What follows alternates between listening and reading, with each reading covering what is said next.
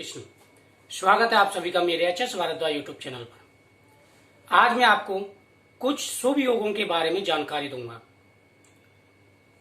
हमारी कुंडली में ऐसे ऐसे योग होते हैं जो बहुत ही शुभ माने जाते हैं, जैसे धन प्राप्ति के लिए, संतान प्राप्ति के लिए, इंसान का भाग्य कैसा रहेगा। प्रत्येक इंसान को यह जानने की उत्सुकता होती है कि हमारी कुंडली में कैसे योग चल रहे हैं, आने वाला समय कैसा रहेगा, हमारे भाग्य में धन है कि नहीं है, संतान है कि नहीं है।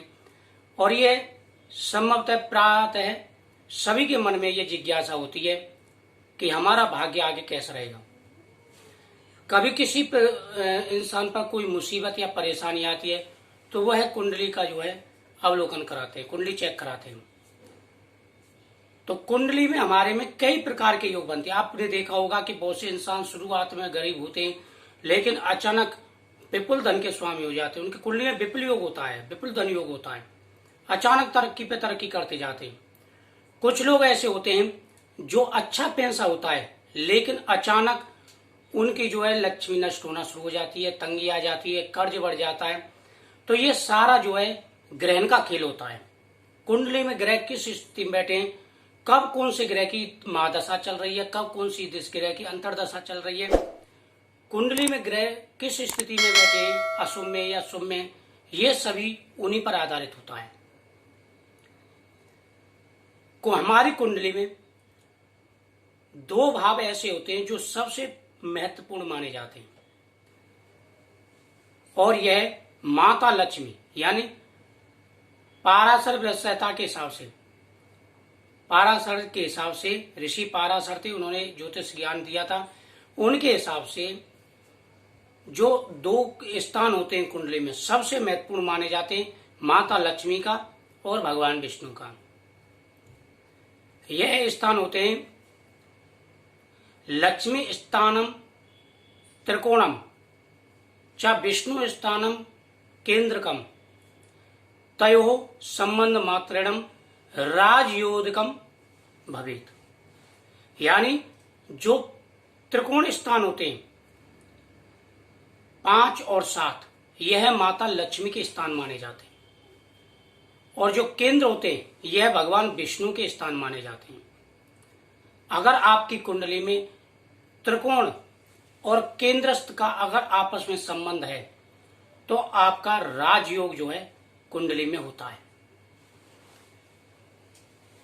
मान लीजिए आपका केंद्रस्थ 10वें भाव में बैठा हो और 10वें भाव का स्वामी केंद्रस्थ में बैठा हो, तो वह इंसान बहुत तरक्की करता है। यह एक प्रकार में योग होता है जिसे राजयोग कहते हैं। ऐसा इंसान दिन पर दिन तरक्की करता जाता है।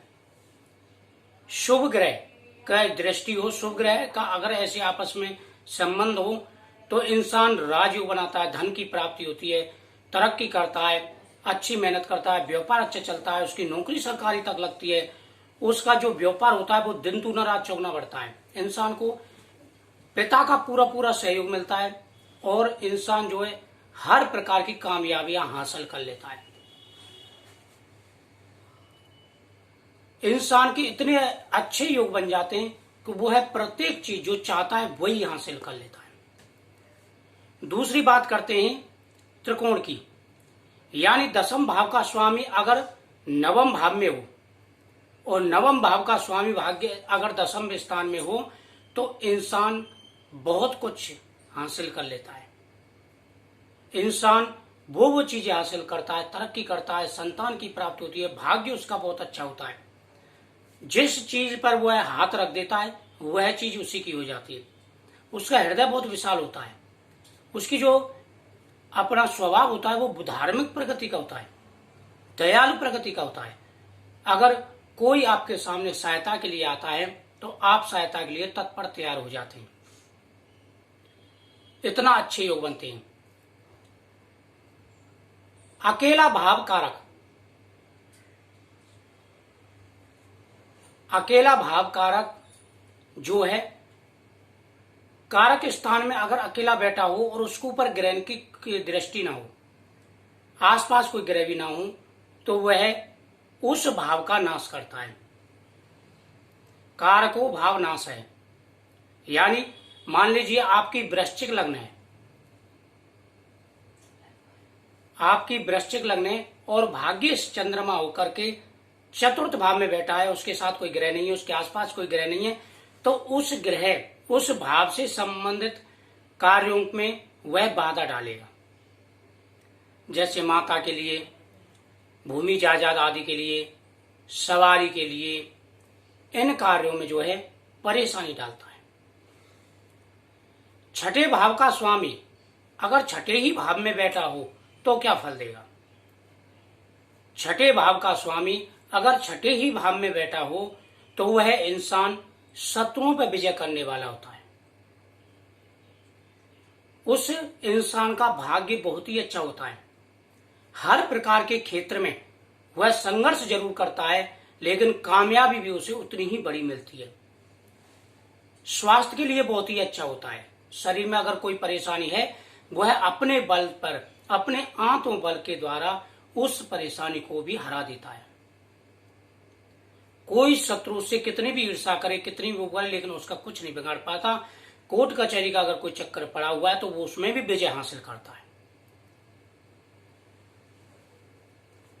तो ऐसे योग होते हैं, मानो आपके त्रिकोण के, केंद्रस्थ के आपस में अगर मैत्री संबंध हो, संबंध मात्रेण राजयोगम भवेत, यानी अगर इनके जो है आपस में संबंध हो तो राजयोग बनते हैं, शुभ योग बनते हैं, और यह शुभ योग इंसान को बहुत तरक्की देते हैं।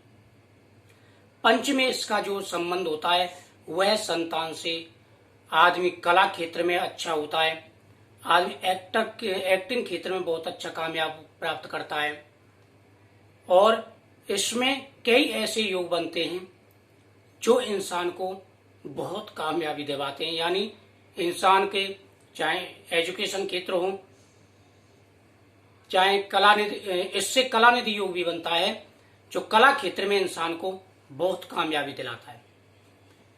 जो लोग बहुत से ऐसे होते हैं कि मानो बॉलीवुड में जो है अपना प्रभाव जमाना चाहते हैं, लेकिन बहुत से इनको जल्दी कामयाबी मिल जाती है और बहुत से इनको जो है मेहनत करनी पड़ती है, लेकिन फिर भी कामयाबी नहीं मिल पाती। तो वह यही योग देखा जाता है। तो इस वीडियो में यही आपको बता रहा हूं कि ये दो केंद्र हमारे मेन होते हैं, त्रिकोण और केंद्र। ये दो स्थान कुंडली में सबसे महत्वपूर्ण माने जाते हैं। इनके द्वारा इंसान की जिंदगी का सफर तय होता है। आने वाले वीडियो में आपको और ज्यादा जानकारी मिलेगी। जय श्री कृष्ण।